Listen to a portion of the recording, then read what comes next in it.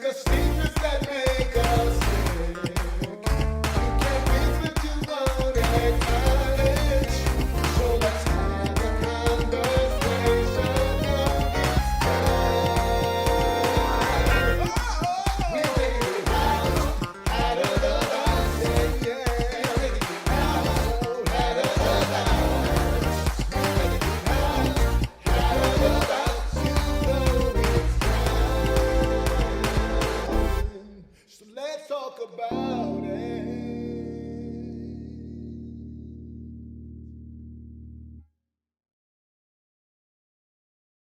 Well, all right, guys and ladies and gentlemen, it's Tuesday night. It's 7 o'clock, and it is time for Outside the Box. And we have an interesting show. I got my reliable people here, uh, Bishop Kevin Foreman and Pastor Eric Jones. You know, y'all see, Pastor. You didn't see Bishop throw you the deuces. You're not paying attention, What's Bishop. up, Bishop? Hey, How you doing, man? sir. All right. So we have what I think is an interesting conversation set for tonight.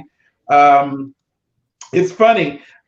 Jones called me today. He's like, "Man, quit biting off of my post." And I was like, "What's funny is that this is a conversation that Pastor Free and I had a month or two ago, and it's just amazing that things come around full circle." So let me start. I think by I'm gonna start it by Pastor. I'm gonna go to your page. Let me see, Pastor E. How's your page listed? I don't even remember. Oh, there you Uh, go. All right, I found you. I'm gonna start by going to his page, and I want to read something, and then we'll go from there. Pastor Jones wrote on his page, "What would you do if you walked into Papa Do's or anywhere else and saw your pastor having an alcoholic drink with their meal? Just curious, looking for answers." And what was interesting is when he and I talked earlier today, these comments are over 265 comments. But a week ago, he posted Bishop Foreman about somebody getting saved, and there were hardly no comments. So I'm convinced people like messy stuff anyway. Uh, uh, Human nature, absolutely. So, but it's so funny, as I said, because this is a conversation that Pastor Free, we were talking about just kind of some, show ideas and things like that. And this was kind of one of them. And so, what I want to, I guess, start off by saying is, Pastor Jones, and I'll start with you, is there instinctively something wrong with how quickly we crucify the pastor?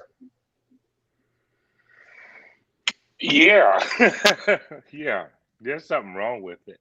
Um, quite frankly, I'm gonna try to say some words that don't throw Bishop Foreman off today. So I'm gonna talk in my daddy spirit. But I think so. This is one of those things where I'm a little bit more personal on because I think people hold pastors. Uh, so you often hear people say pastors are held to a greater standard, right? Yes. But that's not even the reality. The reality is pastors are held to their standards, and when we don't meet their standards of what they created us to be, then we're wrong, right? And I so, think so, it's so, go ahead. no, I'm just saying. I think that's an interesting way to Well, phrase it. because for so long I pastored in a box that nobody gave me a key to. And Wow. so I didn't even know why I was there. You know, if you think back to yourself when you were a kid, when you were in elementary, and you go into HEB and you saw your teacher there, and you're like, "What are you doing here?" Like, that's my teacher.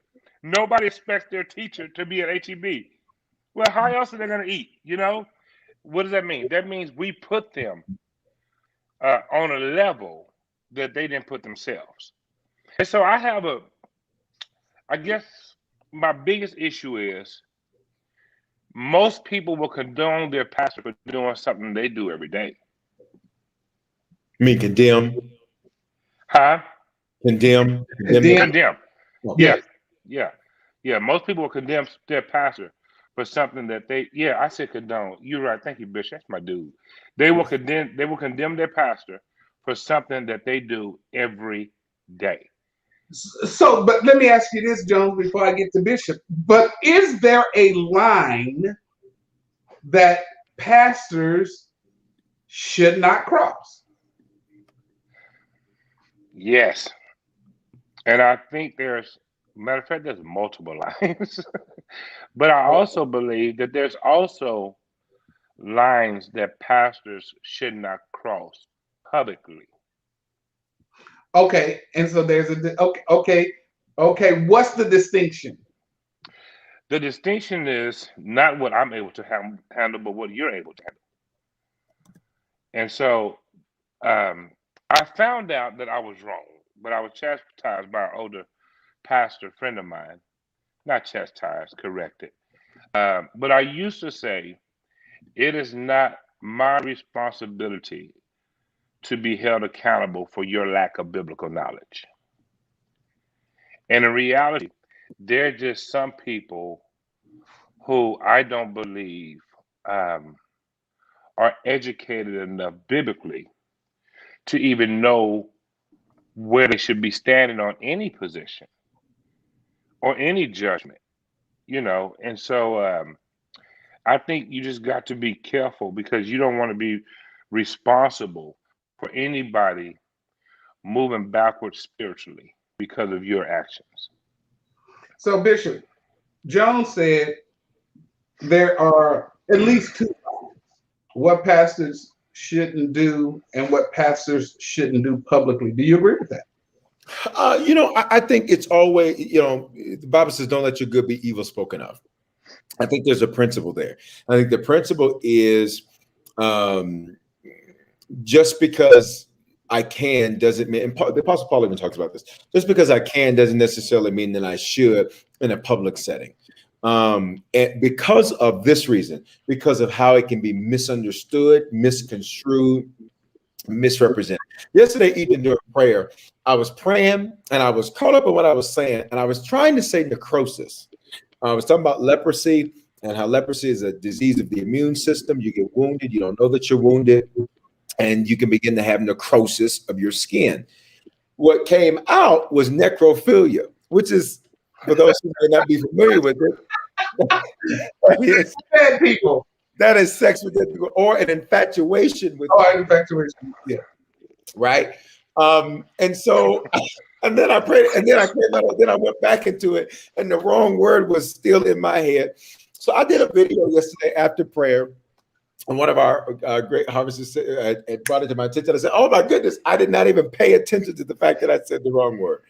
And so, I did a quick video. But my point is that to someone who maybe it was their first time, one of two things happened. Either one, they thought literally. Now, here's the amazing thing about what I was saying is, even in the error and how I misspoke, it was still a powerful point, because some people are still sleeping with dead things. But that's a whole word. You're trying to shout me, but that's that ain't what. That's on the word. But the truth is, so a person, that could have been misconstrued as, well, why is he talking about sleeping with dead people? I have had people, when I have on my rings, I typically have a ring that's an Alpha and Omega ring on this hand during the week, if it's not a Harvest V or something like that. And I've had people get on and say, look at your wife, talk about wild Bishop for me. I have had people get on and say, he's got on a Mason ring, he's an Illuminati. I was like, all kind of stuff, right? So things can be misconstrued. And I think here's the real deal, is for every leader has to decide, what do they want to do publicly that they believe they're comfortable with, they're okay with, that it's not something that's going to be misconstrued. At the same time, the flip side of that coin, double side coin, to the pure, all things are pure. To the defiled, everything is defiled. That's Bible. It's Titus. So to somebody who's looking for something wrong, they're going to find something wrong. If you wear baggy clothes, they're going to say you're outdated. You wear form-fitting clothes, they're going to say your stuff is too tight. If you got just for men on your beard, they're gonna say you hiding the truth. If it's gray, they're gonna say you look, or whatever. People are gonna see what they want to see. People are gonna see whatever they want to see. So that's not my responsibility. I just have to decide what I'm comfortable sharing publicly. Oh, okay, but that kind of brings me to this before I jump back to Jones. So, are you responsible for somebody's misunderstanding or bad understanding? No, I'm not responsible for it. However, I do have to be mindful about what could be from a mass standpoint, about what could be misunderstood. Case in point, there's a viral video right now of a pastor who said, if a pastor is single, right? Yeah, I was going to go there. Yeah. Oh, okay. Yes. This is why we're friends, right? If a pastor's single, he said, well, he either got to be gay or choking the chicken. Mm-hmm. Because the Bible says, man, it's not good for man to be alone. So there are so many fallacies in that statement, right? One, Paul was single, Timothy was single, Titus was single, Jesus was single. Hello. So there's so many errors with that. Here's the problem. I don't know what he said before that or after that. So because I'm mature, my initial response is, man, it's probably best for everybody to just keep their own house clean, worry about everybody else's house. That's my initial. Literally, somebody texted me. I said, he should probably just keep his own house clean. That's what he should do. Literally, that's what I said. I said, I don't know the guy. All I know is when you start throwing rocks at people, you just probably shouldn't do that because you have a glass house. But whatever, man, that's fine. If that's how you feel, that's how you feel. But I don't know what he said before or after. So me as a mature person, I wrote it off. I just said, no, okay. I mean, that's not my issue. That's his thing. He has to be mindful of the fact that statement, though, people have now judged and labeled him based on that, because whenever you say something in a public forum, you have to realize it will be subject to public scrutiny. I'm not responsible for that, but you have to be mindful of it will be subject to public scrutiny. So Jones, my wife writes, people misunderstand things all the time. There's no way pastors should be held accountable for their misunderstandings.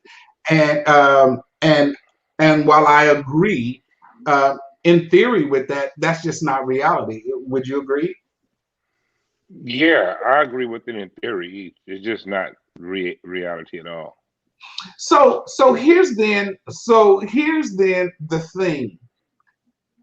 And I wish somebody in the comments would tell me. So if you're listening, what's the real issues? Because Jones made a statement at the very beginning. Most people are offended at pastors doing the same things that they do. So if you're a non-pastor, in the comments, I'd like to know, what's your real issue with seeing the humanity of the man of God? What's your real issue with seeing him smoke or drink or cuss or I don't know what other things are. I think, though, some people don't. I think sometimes I know I have been guilty of this, is taking the odious opinion of a few and wiping it and washing it as the majority. I think the majority of people don't care. I think that's an ambitious thought, Bishop. I think the majority of people don't care, and the only reason I can say that is, and you know what? Let me rephrase. Let me not use majority. Let me use many. I think many people do not care, and what I mean by do not care is not that they, just anything goes, right? But in terms of if a man has human moments and human experiences, I think that many people will look at those experiences and look at them through the lenses of okay, well, whatever, that type of a thing. I think this is just my view from a high level. I think that perhaps the people that have the issues are also people who probably, Bishop, you seen these comments come in? You can Yeah, comments. I'm about to. I'm letting you finish. I think the truth is the people who have issues are people who have, back to my point, they have issues with everything. They got issues with everything. They got an opinion on everything. And normally those are people who don't have a lot of fruit because they're busybodies, and busybodies don't have their own business. So they get into other people's business because I've never seen a successful person be a gossip. Never seen it. I've never seen a successful person be listen to this term, a philanderer of the mouth. I've never seen that. That was good. Of the mouth. I've not seen that. So, to me, people who normally have, I got something to say. And people normally don't tithe, don't give, don't serve. They don't do nothing. So they got enough time to make noise because the people who are doing the work, they'll look at it, you'll deal with the issue, and you keep it moving. Okay. It hurts to discover your heroes, lowercase g gods, are human and they bleed. Why, Jones? Why? Why does it hurt? Why does it hurt to know that you're human? Because I believe that's just kind of how we grew up, And then keep in mind, pastors today are more accessible, transparent than pastors of old. I agree you with wouldn't have been that. able to tell me that my pastor drank when I was a kid. You know what I mean? And then a lot of people form opinions without any basis. They just form it, And so I think with me and my church, let me say that after my fall, I'll say what it was. After my fall, right? I came up. I have a mindset that I'll never again allow people to put me on a pedestal. Never again. Because it never determines how high you are. It only determines how far you're going to fall. Right? And so I make sure that I am not representing myself as to somebody that I'm not. Right? And so, for example, Lord, I hope my mom ain't watching this because she hate this. But I tell my people all the time, if somebody said they saw your pastor at the store buying a beer, you tell them you're a lie. My pastor buy them 6 at a time, right? He ain't gonna buy just one, right? Here it is. Watch this. Now, when you keep that in mind, there might be somebody that's watching that's offended by that, right? There might be somebody that's not a member of EBC who's offended by that, right? I only pastor my people. And so I'm going to always be real with my people, right? Everybody wants their pastor to be on this pedestal, once again, that they put them on, right? But let something happen. And then you need your pastor to put hands on somebody, right? Then it's okay for them to have human moments. So that's what I don't like. I don't like selective humanness. I don't like it when your pastor is human as long as it benefits you. I don't like that your pastor is human as long as you gain something out of it, And so I don't allow people to put me there. I just don't allow them to, My name is. But do you? But what effect does that level of transparency with your congregation? How does that speak to the larger issue of the witness of Pastor Eric Jones? Well, it's kind of like what Bishop Foreman said. Just because you have the power to do it, you should do it. And so I don't do everything just because I can. You know what I mean? As a matter of fact, I'm very selective. Then I see Free's name on there and I start laughing. I'm very selective as where I go watch basketball, football, baseball game at. I'm very selective, you know. Matter of fact, I can't wait to go on vacation Sunday so I can just go be Eric. You And know, not to you have know, Pastor Jones hat on. Bishop Foreman, I'm sorry, I don't mean to take up too, but I'm tired of apologizing for that though.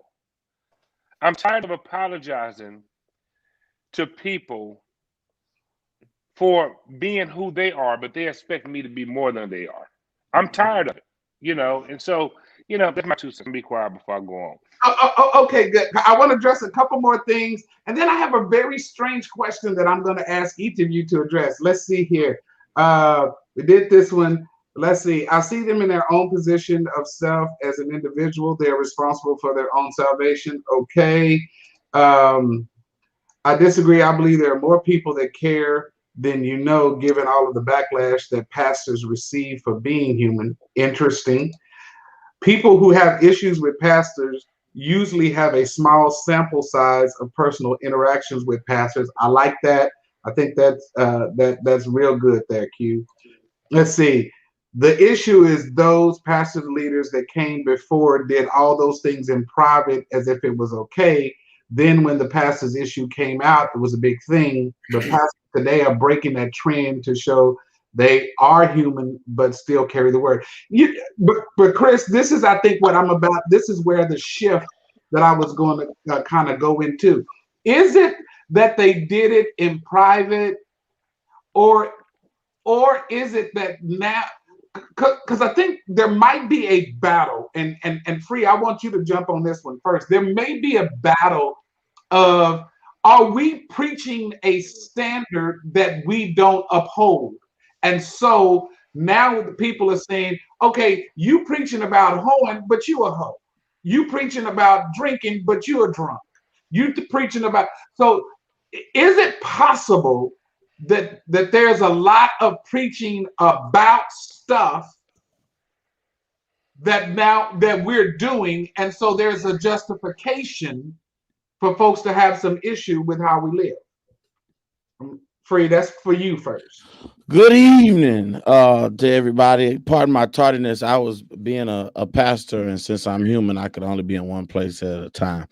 I want to answer that on multiple levels. First of all, I struggle with this. Like I was a boy preacher, so I was like, man, I can't be preaching because I don't want to do everything that's in the Bible like right away.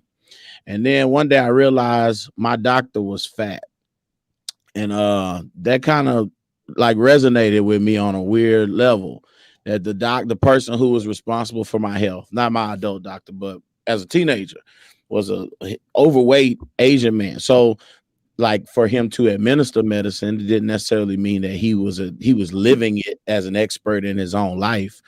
Right. So whatever I preach, hopefully I'm trying to live it.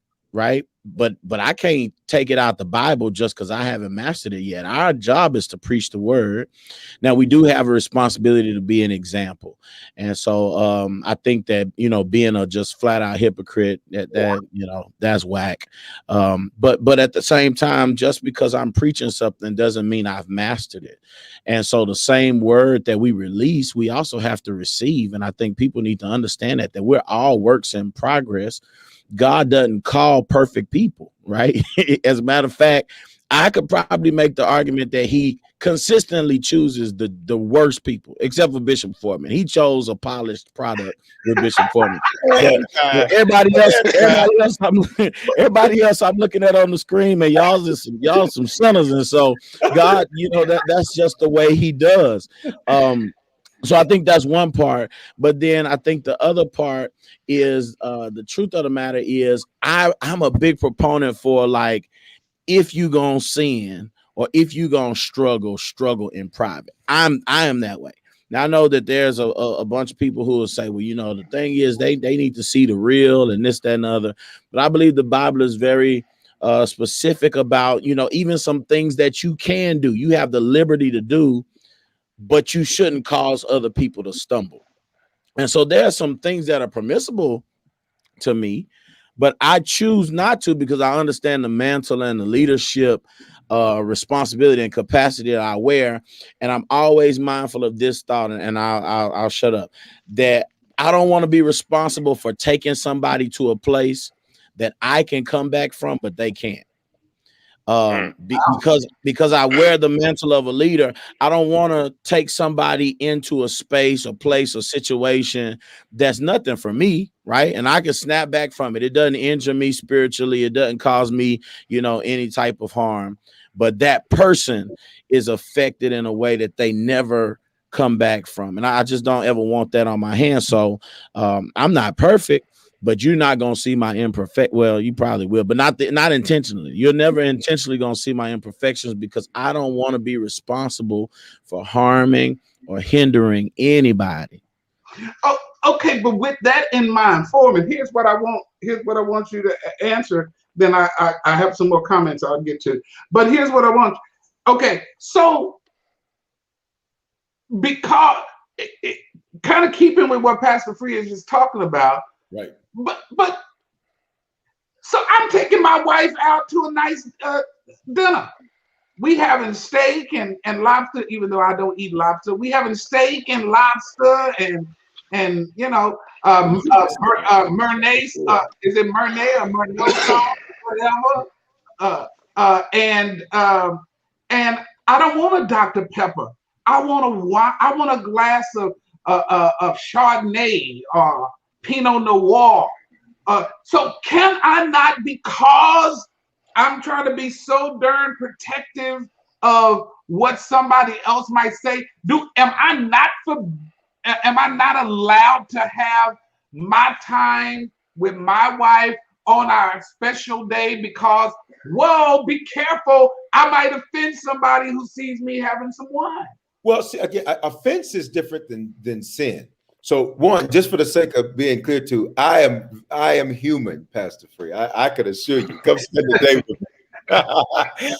but no, but in all seriousness, and I know you're just joking, but in all seriousness, so drinking wine, I mean, that's not sinful. I mean, drunkenness is the sin. Now, if you sloppy drunk with your wife and you calling her out her name and all that, and you got your cross and chain over here with your Bible, you better be at church tomorrow. Well, we have a problem, sir. All right, we have a problem. That's a problem. Okay, but drinking wine is not sinful. And I think there's the other issue, back to one of the comments earlier, is that a person saying I have an issue finding their faults. To be honest, for me, and this is back to my point, to the pure, it's pure, to the defiled, it's defiled.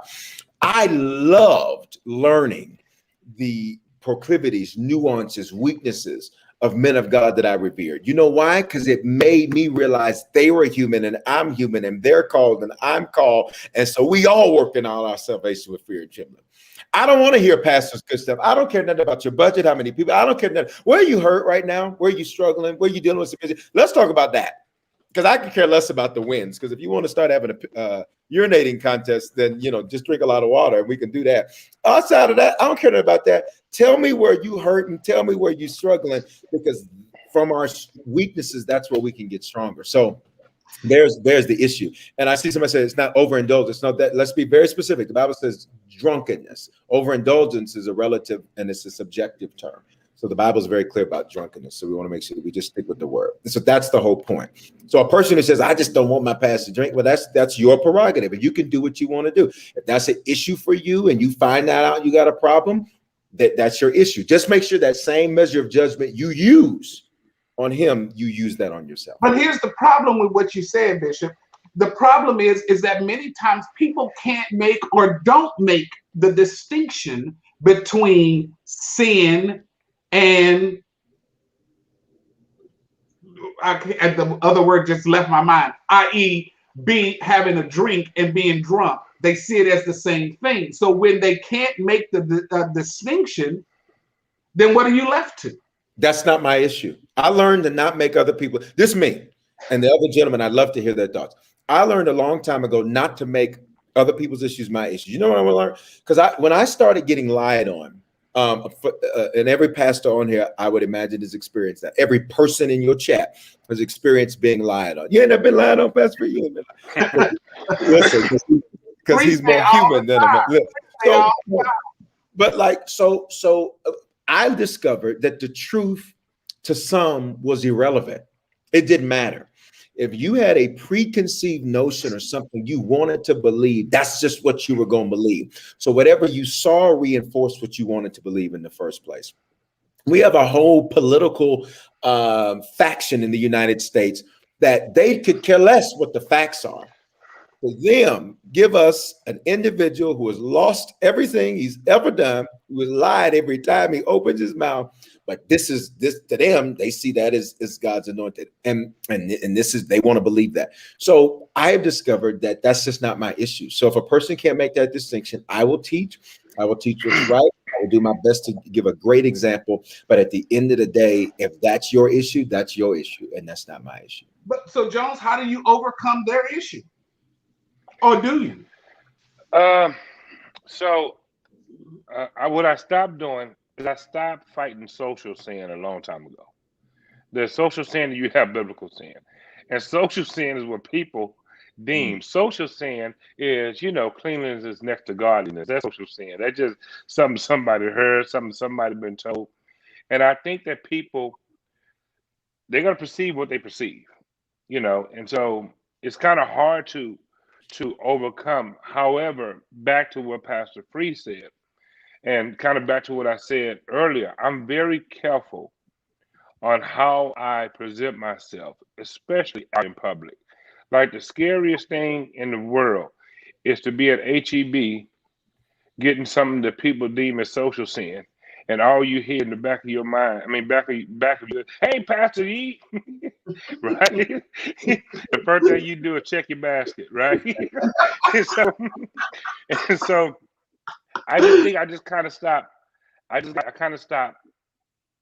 fighting that and worrying about it, because it doesn't matter what you do. I am convinced there's nothing like the heart of a pastor, right? And no matter what flaws or whatever we may have, it does not change our heart for our people, our wanting to have our people saved. It does not change the countless of hours of studying just to preach for 25 minutes. It doesn't change. What's funny is I can stand in the pulpit and say, I'm flawed, but I'm saved. And everybody say, hallelujah, thank you, Jesus, throw towels and peppermints, right? But what happens outside of the pulpit, and that's why I don't believe every time people cheer for me. I just think that's what's there for that moment. Yeah.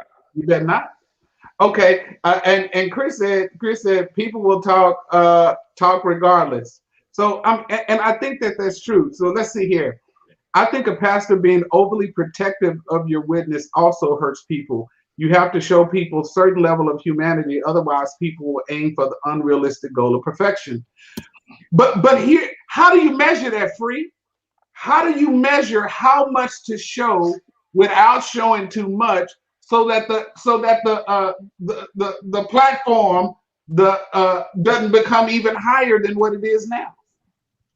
So I'm gonna just keep it 100. Like, the way I feel about all of this is that the issue becomes when you try to be a pastor than a Christian, right?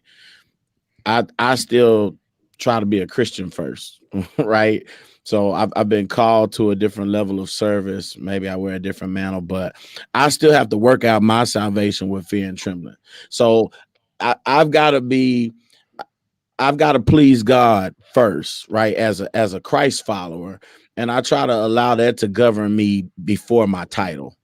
And I think a lot of people would be in a better place if that was the case, right? If I fall, it's because I'm a Christian who's struggling to live this life. The fact that I'm a pastor, that I didn't ask for this. Like, God decided this. And so I'm trying to figure it out. Now, what I will say to Q's comment is I do think a level of transparency is necessary. But I think you also have to be very aware of your context. I can't be too transparent. I have tried to build my ministry on being transparent because it's a grace ministry, the whole nine. But I also understand that there are some things that I can let you know about me that I can't let you see about me, because at the end of the day, I got a baby out of wedlock. Our first son was born before we were married. Like, I got enough skeletons. I got enough dirt for you to like build your case or for you to appreciate my realness off of the past, right? So I need to kind of live so that God can use me now, because at some point it's not that you real, it's that this is who you want to be. Right. If you ain't improving, you ain't better. Right. You've been in ministry. I've been preaching 30 years now. If I'm still making the exact same mistakes and living the same raggedy way as I was as a teenage preacher, then something is wrong with my Holy Ghost. And so I get that the idea of being transparent and allowing people to see some things, but I also need to let them see me being transformed. And let them see me growing up in God and becoming a better man, a better father, a better husband, and so on and so forth. And only by setting that example can we expect for them to follow that example. And so I'm pretty adamant about not showing people my struggles per se. I'll talk about it, but I'm not gonna show you. Right? I'll admit it. I'll confess, because that's what the Bible says. Confess your faults one to another so that you can be healed. It doesn't say show your faults. And so I'm not trying to show my faults, but I'm willing to confess them as I work out my salvation, like I said, with fear and trembling. At the end of the day, my biggest thing, like I said before, my biggest thing is if I'm a cut up, I'm usually going to cut up with other pastors. And I'm going to do that because my assumption is you should be mature enough in your faith to where you can handle what your own life circumstances can say, you know, we can sit here and have a couple of drinks and a couple of laughs or whatever. And hopefully you're not going to walk away from God because you saw Pastor Free uncovered. But I do know that there are some people that they just can't handle that. They will say, see, I knew ain't none of this church stuff real. I knew if they're going to literally say, if Pastor E can't get it right, I'll never get it right. And so I think another part that's kind of the underlying tension here for me is the hypocrisy. So like if I think I've built my persona to where if somebody saw me drinking at Bombshells, they would just say, that's Pastor Free. Like we didn't expect that he wouldn't do that. But I think the problem is there are some people who present this image of godliness and holiness and roundly condemn other people for living. And so it really hurts people when they've been hearing you talk like that. And now you showing them something different. And so I think that's what I'm talking about more so. You know, we're gonna all make mistakes, we're gonna all fall short. But when you sitting here holding people to a standard that you're not even trying to meet, then that's the thing that I believe people get really hurt behind. The hypocrisy, like you have created a standard for me that you yourself are not trying to live by. And I think that the folks that have genuine concerns about pastors and leaders and their humanity really get that from those people, because we know there are some folks who are big social media folks, big time folks. They're always preaching holiness, holiness, holiness, holiness, and living helly, helly, helly, helly all the time, right? And I think that that's where I want to make sure that the line is clear, is that, you know, you'll have a hard time convincing people of your genuine love for God and to live this godly Christian life, but still responsible for preaching the whole Bible, not parts that you are safe in. If they don't see you being a beater of people who have issues, or being a beater of people with issues, the same one that you have, and you don't seem to care about having that issue. Pastor Jason said, I also started preaching as a teenager. I also allowed people's perception of preachers to affect my personality. I've since learned to never allow that. You can't. You absolutely cannot. Transforming is being transparent in manifestation for the body's sake to certain core members. You know, I used to also, Karen, I'm gonna just tell you, I used to think that there was a trusted few in the core that you could be transparent with. Let me tell you, people can't have, they say they can, and maybe they even want to. But the truth is, I'm like Free. I got to be uncovered around folks that are on the same place I am. Man, let me say this. So I got my MDiv at Austin Press, and in our pastoral ethics class, something was said that kind of it hasn't shaped me, but it stuck with me. They were saying my ethics professor was saying that it's unethical for a wife to attend the church where her husband is the pastor. Wow. Now, of course, growing up in the black tradition, if your wife go, you could be the janitor, and if your wife go to another church, it's something wrong. And so the idea that the premise behind it was, well, then that wife doesn't have a pastor, right? If her struggle is then who does she talk to? And of course, we can find ways around.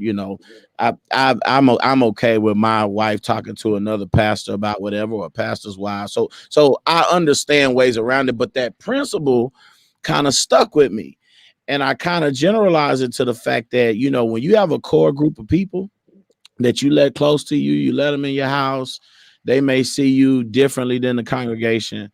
It's all fine and dandy until you have to be their pastor. And I don't care who they are. I don't care how spiritual they are. At some point, it's going to be a challenge for them to reverence and respect you as the man of God if you have been common with them. And people can say that they don't agree, and that's cool.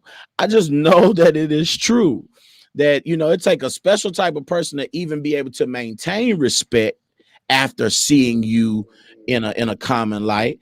And even if they can respect you, there's still going to be some things that they're going to they're going to be challenged in following you. They don't feel like they can respond to you differently than other people do. And that's going to cause some public issues, right? Well, why does so-and-so talk to pastor like that? Like, what that's about? You know what I'm saying? And so we can act like that stuff ain't real, but it is real. When you allow people to be common with you, then a natural human tendency is for them to be challenged in the area of respect, and it's gonna happen. Bishop Foreman, how many non-pastor friends do you have? I only befriend people who are at my level or do what I do. So you need to be that's the reason why. Exactly. You need to be an executive, or you need to own something, or you need to be very successful in whatever you do. I've never seen eagles. I've never seen, shepherds should be with other shepherds. Leaders should be with leaders. That's just that's just the way I operate. That's just me. Some pastors like being around their people and having them at their house and all that. And I used to do that. Until you get the pastor. It only takes one time. Shepherds forget that sheep have teeth. It only took one time. Deshaun, you shaking your head when he says shepherds forget that sheep have teeth. I love it.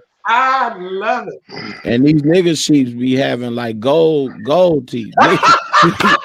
These niggas sheep will bite you with gold teeth, Doc. Free is dumb. I'm only here because Free on here. That's all the reason why I'm here. Jennifer Free here. Okay, but you know what? Because you know what, Bright? Yeah. I'm listening to Pastor Free talk, right? I'm listening to him talk. And now in my head, I'm starting to think about how many people I have socialized with from the church, away from the church, and now how they address me differently. Yeah, because you're common and you cannot receive what you don't respect. Mm-hmm. And I'm gonna tell you, I've experienced it firsthand, man. Just like you guys, I've experienced it firsthand. And you go, because because me and my family, we like a game family. Bishop, you already know that. I mean, we're playing Phase 10, Monopoly, Farco. You don't have to name them all out, Bright. You ain't got to name all of them. Yeah. I'm just letting folks know we's a family. We's a game family. But early on, I used to play spades and dominoes with my members. Because we like that kind of stuff. But then you saw how it changed, just like what you and Free talking about, what you talking about, Eric. You saw how it changed, how they really dealt with you. And the real point, and please listen to me, the real point came to me when somebody offered to buy my newborn baby a baby crib from Goodwill. You don't buy your stuff from Goodwill.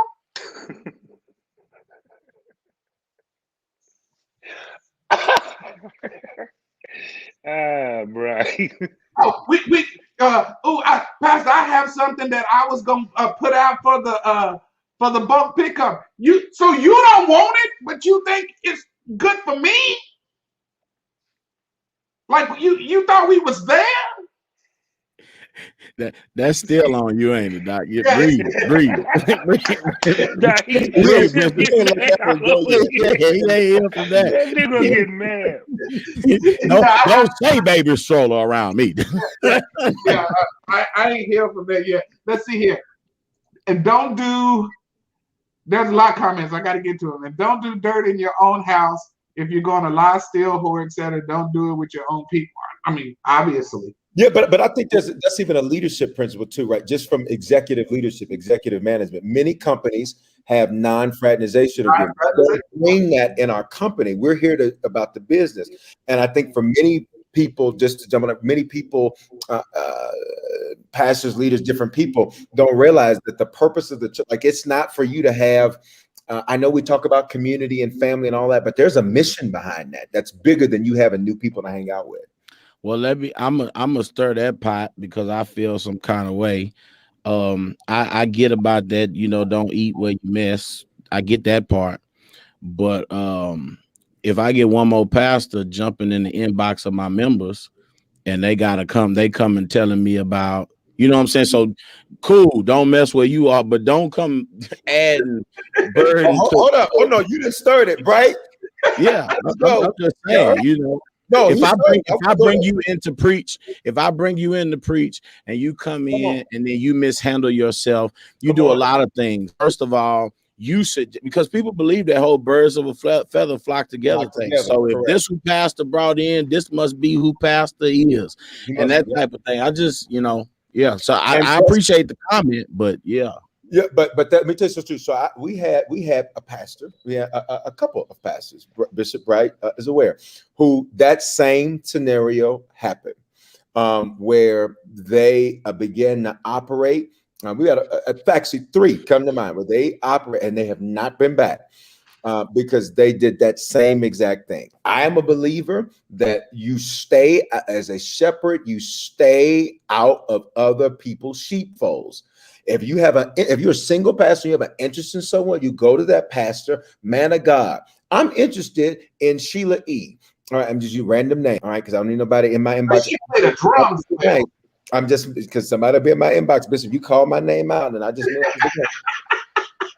There the message go right there. Listen, so I got to be specific, but and he the whole scenario went on. Bishop, the woman told on him and brought us 120 pages of chat back and forth and said, here you go. This is what's been going on. And I thought you knew because y'all were friends. I confronted the man of God and said, sir, this is out of order and out of line. I said, this is a total mess. A total mess. I saw another scenario like that. Option where I thought you knew. That's the thing there, boy. Correct.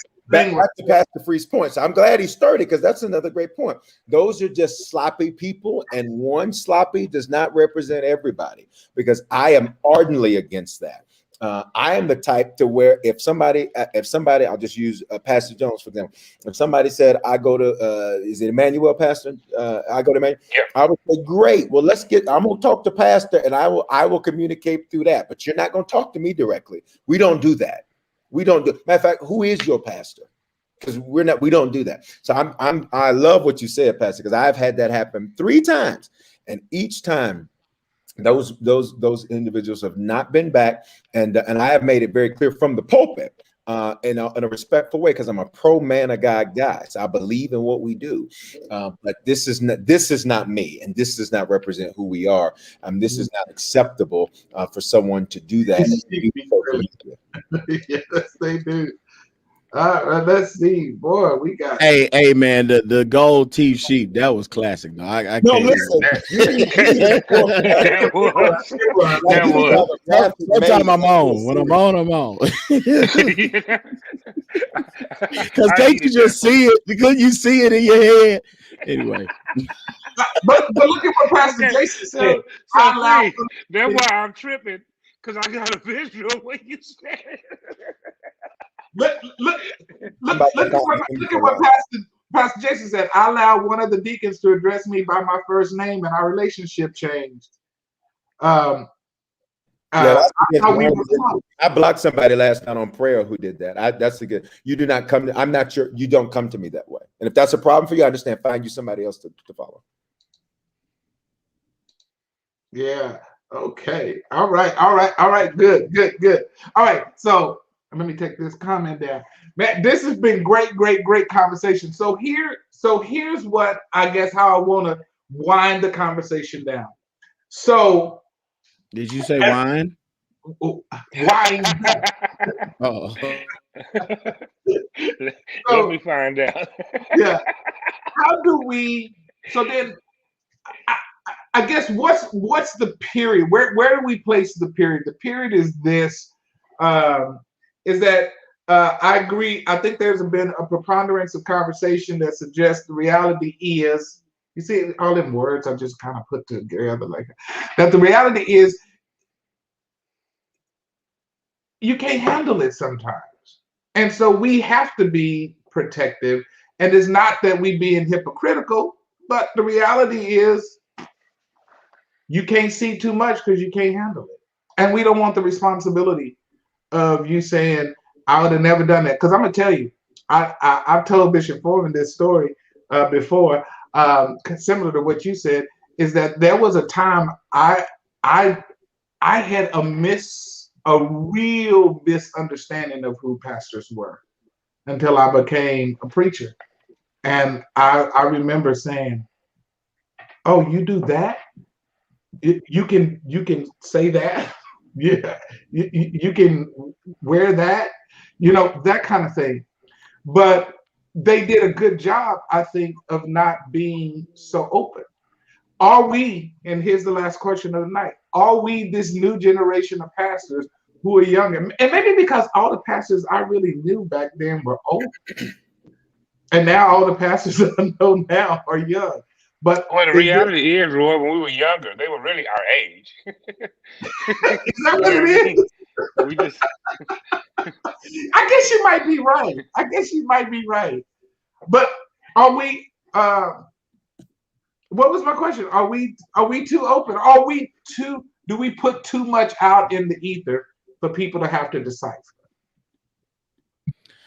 I feel like pride and hubris have definitely invaded the ranks of ministry at this point, that people are not even interested in ministry no more. They're concerned about a brand.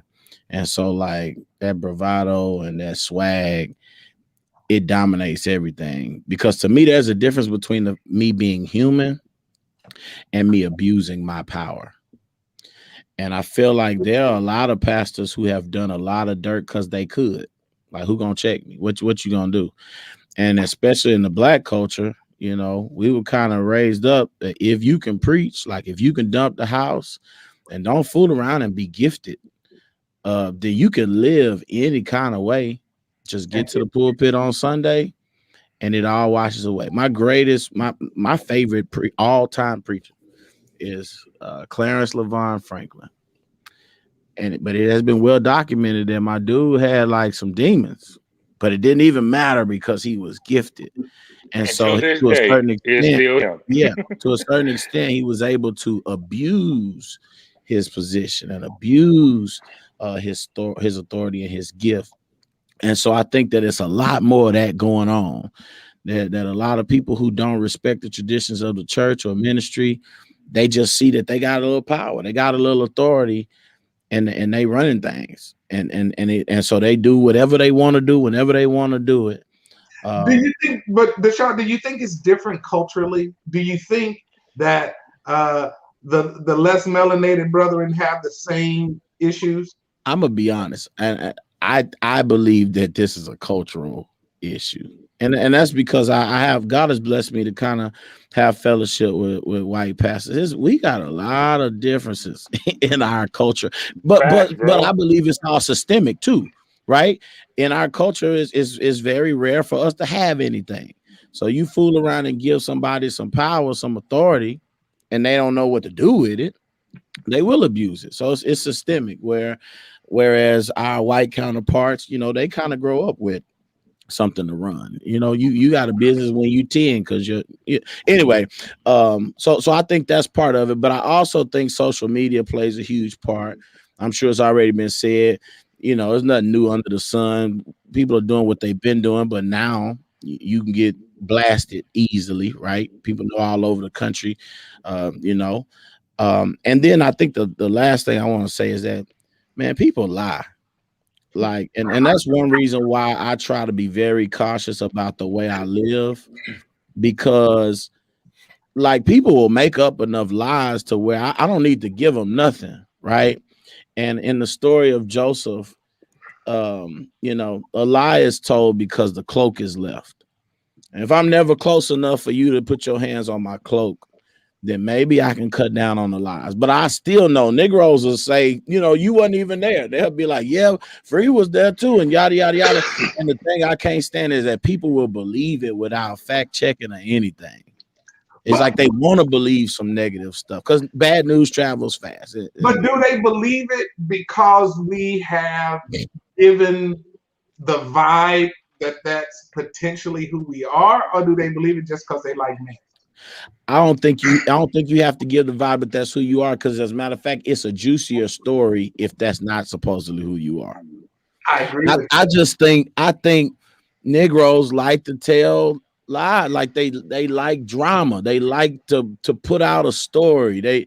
And that's sad, man. Like if somebody come and tell me something about somebody, if I care enough to even entertain it, because first of all, if it's somebody else's business, that what they got to do with me. But if I care enough to entertain it, I need to know, hey, is this true? I'm gonna come to you. I'm gonna talk to people who are close to you, who know you, to validate the story. And then that's just for my comfort. That's just, for me knowing. I'm not finna run tell nobody else, but we just live in a culture where people are quick to want to tell somebody what they seen or what they heard.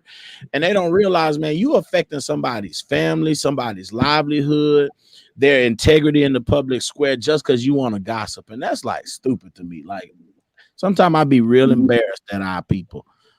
But anyway, you finna put me out of my final thoughts, Jones? Say it one more time. You're breaking up. What are your final thoughts? Jones leaned into the camera like a senior citizen. They be real close. Say it again.